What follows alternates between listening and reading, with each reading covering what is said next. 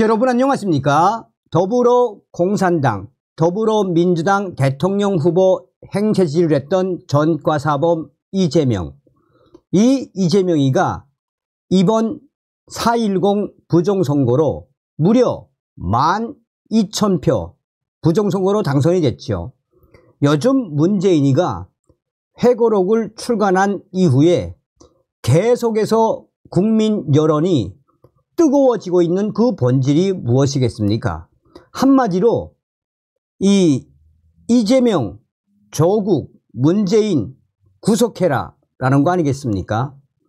또한 이재명과 조국, 문재인 구속을 막은 자들이 한동훈 전 법무부 장관과 이원석 현 검찰총장 무리들, 이번에 검찰이 확 바뀌지 않았습니까?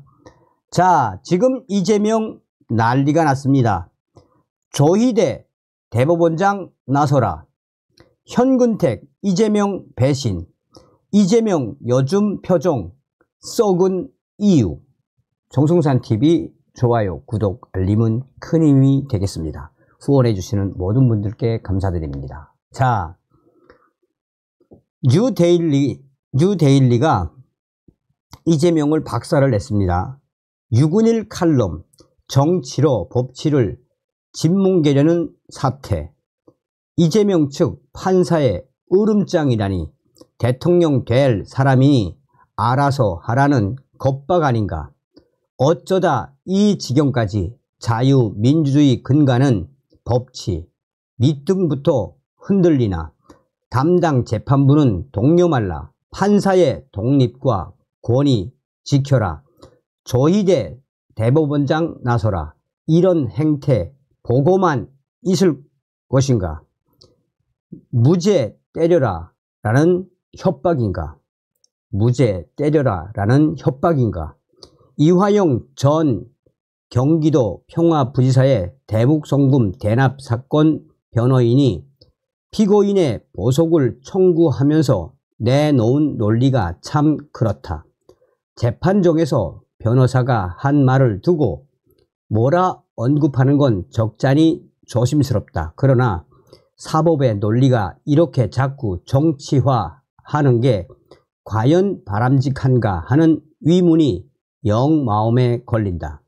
변호인은 이화영의 유죄를 받을 경우 그것은 곧 이재명의 유무죄에 직접적인 영향을 미칠 것이라고 말한 다음 이렇게 말했다.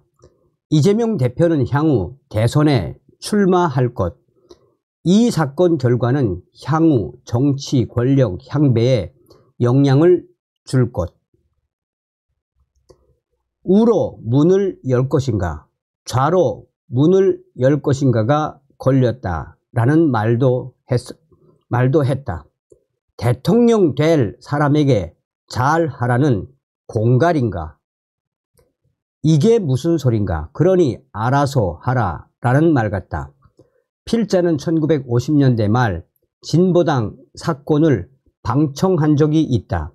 1심 판결은 진보당 피고인들에 대한 국가보안법 위반 피서에 무죄를 선고했다.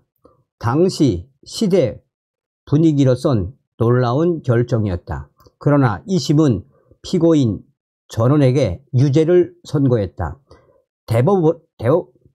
대법원은 조봉암, 양명산 두 피고인에게만 사형을 선고했다. 그리고 나머지 피고인들은 무죄 방면했다. 이 과정을 보고 필자는 알아차렸다. 아, 정치인에 대한 사법 판단은 달라질 수 있구나. 어떤 논평은 이랬다. 1심 판사는 워낙 꼿꼿하다. 1심 판사는 워낙 꼿꼿하다. 2심 판사는 워낙 반공적이다. 대법원장은 다분히 정치적이다. 대법원장은 다분히 정치적이다. 법리 대신 정치공학, 변호사인가 정치꾼인가. 그 후로도 사법이 그때그때의 정치를 완전히 초월하는 것을 보지 못했다. 30, 유신, 50 좌익 세상에 이르기까지 사법부는 늘 정치를 반영했다. 그리고는 2017년 김명수 사법부가 들어섰다. 대학생 때 진보, 법학이란 걸 지향한 청년들이 판사, 검사, 변호사가 되었다. 이들의 주장은 이렇다. 객관적 기준이 아닌 주관적 기준, 진보적 기준, 정치적, 이념적 기준에 따라 판결해야 이재명이 지금 이 덕을 톡톡히 보고 있는 것이다. 이재명은 정치범도 사상범도 아니다. 권위주의 정권의 계엄령 하에서 막걸리 방공법으로 군사재판에 기소된 것도 아니다. 자유민주주의 법치주의 하에서 중대범죄 피고인으로 정상적인 재판을 받을 뿐이다. 조희대 사법부는 살아있는가? 그런데 그런 이재명이 제1야당 당수, 대통령 후보 지망자, 유권자 절반의 지지를 받는 당당한 정치 지도자급이다. 그러니 이 사람이 누군지 아는가? 그는 장차 이 나라의 진보 대통령이 될 수 있는 사람, 재판부는 이걸 잘 알아야 한다라는 투로 이재명의 변호인이 말했다. 어떤 구속영장 심리 판사도 그의 혐의는 소명되었으나 그는 한 정당의 대표이기에 그의 방어권이 제한받아서는 안 된다 라고 말했다. 일반 시민이었더라도 그런 대접을 받았을까? 법 앞에 만인은 두 종류가 있다. 범털과 개털. 조희대 대법원장은 즉각 나서서 이재명을 잡아라. 자, 여러분 잘 아시겠습니다만 현근택이가 어떤 자입니까? 초기에 이재명 대장동 변호사 아닙니까? 그동안 현근택이가 이재명을 위해서 얼마나 많이 헌신을 했습니까? 자, 현근택이가 왜 이재명을 배신했는지 영상을 보시겠습니다. 이어서 왜 이재명이가 요즘 썩은 표정이 됐는지 그것도 연달아 보시겠습니다.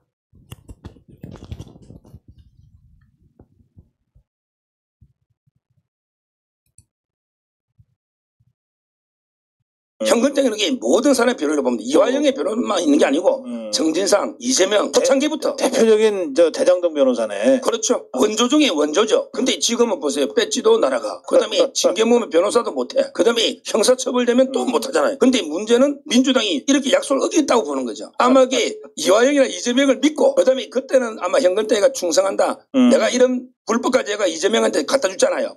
구하려고. 설마 이게 올리겠냐. 아마 이재명을 믿었겠죠. 저는 이재명이가 결국 지시했다 봅니다. 안 그러고 이게 어떻게 홈페이지에 올립니까? 현근택은 게 모든 사람의 변호를 보면 이화영의 변호만 있는 게 아니고 정진상, 이재명, 초창기부터 대표적인 저 대장동 변호사네. 그렇죠. 원조 중에 원조죠. 근데 지금은 보세요. 배지도 날아가. 그 다음에 징계무면 변호사도 못해. 그 다음에 형사처벌되면 또 못하잖아요. 근데 문제는 민주당이 이렇게 약속을 어겼다고 보는 거죠. 아마 이게 이화영이나 이재명을 믿고 그 다음에 그때는 아마 현근택이가 충성한다. 내가 이런 불법까지 해가 이재명한테 갖다 줬잖아요. 구하려고. 설마 이게 올리겠냐. 아마 이재명을 믿었겠죠. 저는 이재명이가 결국 지시했다 봅니다. 안 그러고 이게 어떻게 홈페이지에 올립니까? 현근택 이재명 대표가 요즘 제가 이야기 들어보니까 표정이 별로 안 좋대요. 왜 그런가 이렇게 봤더니 본인이 지금 압도적인 의석을 가진 제1야당의 대표가 되긴 했지만 실질적으로 그 자기한테 아무 도움이 안 된다는 거예요. 왜냐하면 지금 주변에 보면 자기가 그냥 끌려가기만을 다 바라고 있는 사람들만 득실득실거리잖아요. 그렇죠. 지금 사법적인 처리 문제가 지금 걸려 있는데 이 많은 의석이 무슨 소용이 있겠냐는 거예요. 그리고 지금 일단 대장동 변호사들도 뭐 다 배치 달고 들어와 있는데 이재명 대표가 특히 제가 거듭 말씀드리지만 사람에 대한 의심이 많습니다. 그러다 보니 과연 이 사람들이 나를 위해서 몸을 던져주면서 할 수 있느냐. 자, 그러니까 이제 요즘은 박찬대가 아주 제일 앞장서 할 수가 있잖아요. 오늘 보니까 국회의원들이 30명이나 갔어요. 왜냐하면 이제 여기 또 출석 체크 안 하면 또 이제 나중에 찍히니까. 근데 만약에 1심에서 6월 7일 날 이화영이 실형이 선고가 확실히 돼버리면 이제 이재명 대표도 빼도 박도 못합니다. 그렇죠. 네. 이재명 대표가 요즘 제가 이야기 들어보니까 표정이 별로 안 좋대요. 왜 그런가 이렇게 봤더니 본인이 지금 압도적인 의석을 가진 제1야당의 대표가 되긴 했지만 실질적으로 그 자기한테 아무 도움이 안 된다는 거예요. 왜냐하면 지금 주변에 보면 자기가 그냥 끌려가기만을 다 바라고 있는 사람들만 득실득실거리잖아요. 그렇죠. 지금 사법적인 처리 문제가 지금 걸려 있는데 이 많은 의석이 무슨 소용이 있겠냐는 거예요.